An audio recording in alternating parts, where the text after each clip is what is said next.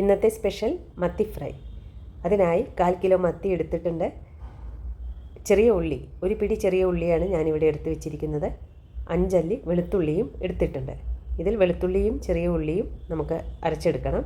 അതിലേക്ക് 2 ടീസ്പൂൺ മുളക് പൊടി ചേർത്ത് കൊടുക്കുക.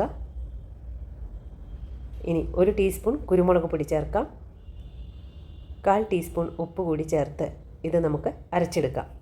ഈ അരപ്പിലേക്ക് ഒരു ചെറിയ കഷ്ണം വാളംപുളിയുടെ നീര് ചേർത്ത് കൊടുക്കുക.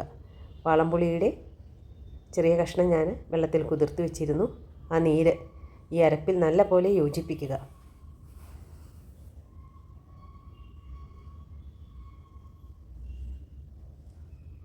ഫിഷിൻ്റെ ഇരുഭാഗവും ഇതുപോലെ വരഞ്ഞു വെക്കണം. ഇനി നമുക്ക് അരപ്പെടുത്ത ഫിഷ് നന്നായി തേച്ച് പിടിപ്പിക്കുക. ഇതിലേക്ക് മഞ്ഞൾപ്പൊടി ആഡ് ചെയ്യാൻ മറന്നിരുന്നു. ഈ സമയം ഞാൻ മഞ്ഞൾപ്പൊടി ആഡ് ചെയ്യാണ്. കുറച്ചുകൂടി ഉപ്പ് ചേർത്ത് കൊടുക്കുന്നുണ്ട്.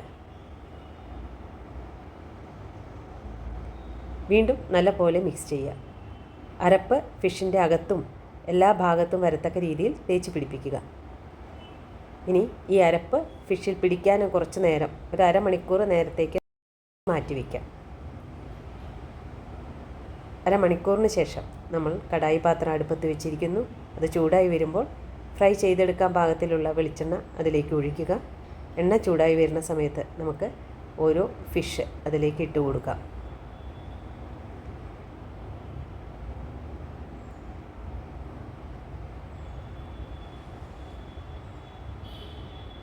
ഫ്ലെയിം അല്പം താഴ്ത്തി വയ്ക്കുക. ഒരു ഭാഗം മൂത്ത് വന്നു കഴിഞ്ഞാൽ മറിച്ചിട്ട് കൊടുക്കാം. 2 ഭാഗവും നല്ലപോലെ വെന്ത് വന്നിരിക്കുന്നു. അങ്ങനെ നമ്മുടെ മത്തി ഫ്രൈ റെഡിയായിരിക്കുന്നു.